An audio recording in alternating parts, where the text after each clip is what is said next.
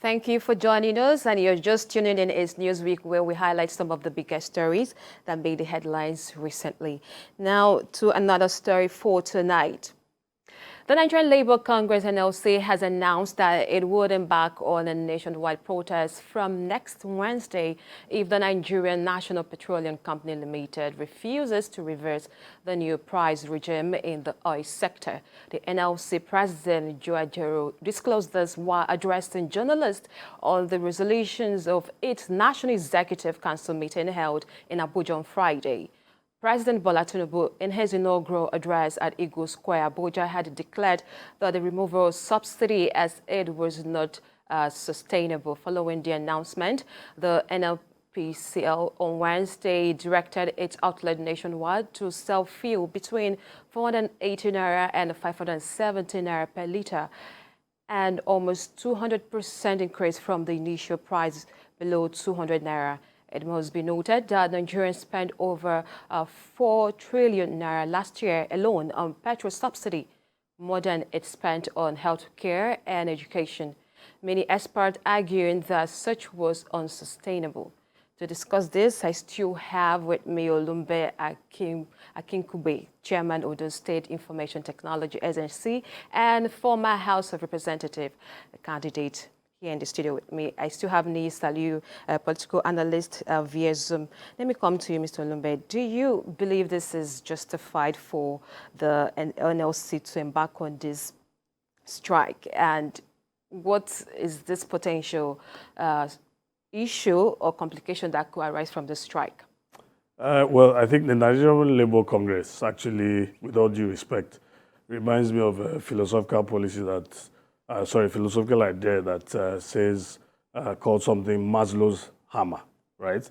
Now, what Maslow's hammer says is that when the hammer is the only tool you have, every problem becomes a nail. So whether or not, you have other tools to fix it, you decide you just want to hammer at things, which we're talking about the Nigerian Labour Congress, meaning the strike, all the strikes that have, they've embarked on in the previous years.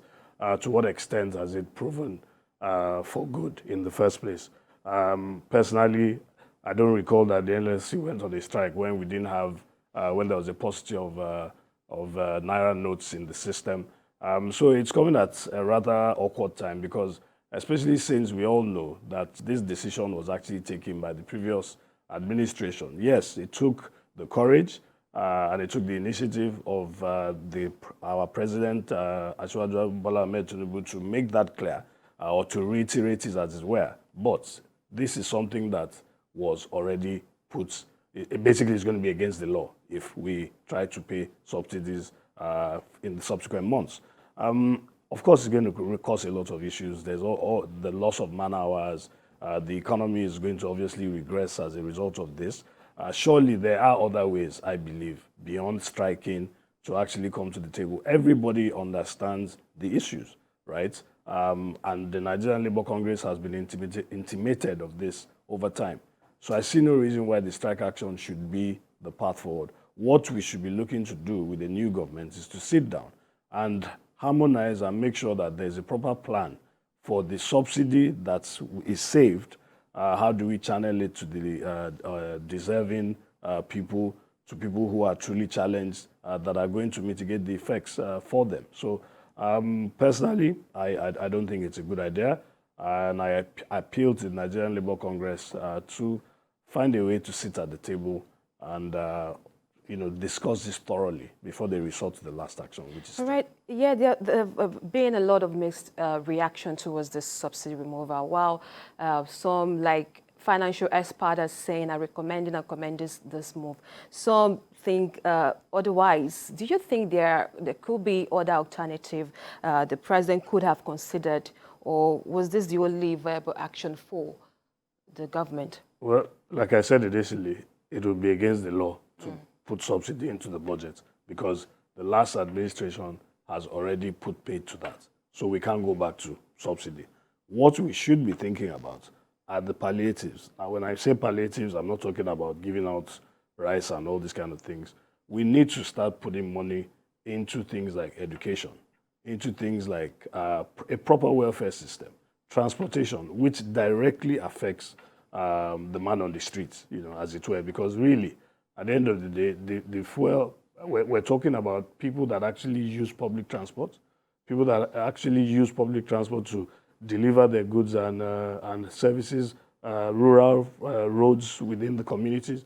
Those are the people that are really deserving of these subsidies, and we should properly plan a way to actually make sure that these subsidies reach them directly.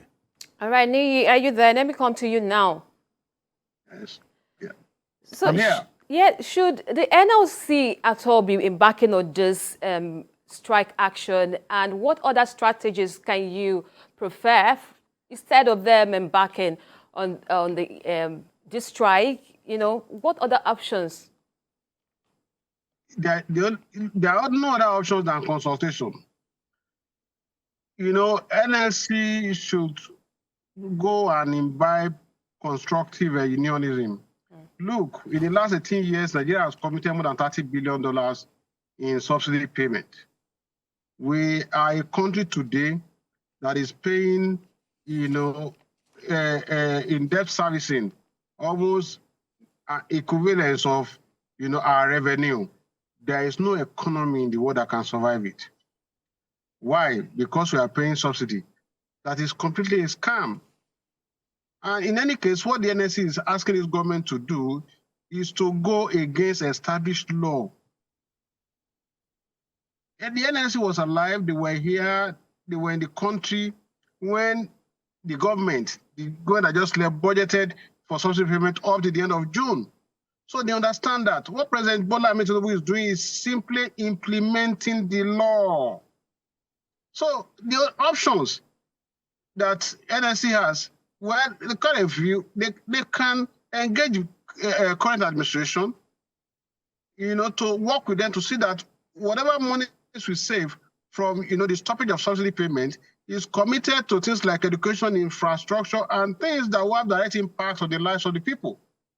So I want to appeal to them to rise above, petty politics, rise above, populism, and tell the people the truth, work with government to ensure that we stop this scam that has almost taken us over, so that we can have enough money to commit to redevelopment and put money into the real sector of the economy. So the option that they have that is going to be a veritable tool to them is consultation and engagement. They are a partner to any government. We have moved away from politics. This is governance, and the NSC should understand that this current action is quite unpopular. It's going to create more problems, and it will sabotage the effort that this government has been bold enough, to make, regarding the total eradication of subsidy payments in the country. There are other things that we're going to do. There are other bold decisions that this government wants to take. What the NSC should be doing is supporting the effort of government in this. They should be more concerned in ensuring that there is the see to the 100% implementation of whatever commitment the government has made, towards solving the issues, resolving the issues of security, resolving the issues of infrastructure, and whatever commitment they also made, towards the savings that they're going to make from the stoppage of subsidy payment, and where the government says they're going to commit the money to. NSC has a duty to ensure that truly the monies are committed to those, areas of development of the economy. So that's what I think the NSC should be doing, rather than, calling for suspension, calling for strike. Nobody is going to support it. It's going to create more problem for the populace. And this government has just come in, and it deserves its time. It deserves, the benefit of the doubt to see how they're even going to go about this. It's not a new problem. The issue of subsidy, the problem of subsidy has been on forever. We should commend this government for having, the political will to implement a law that has been made by the previous government.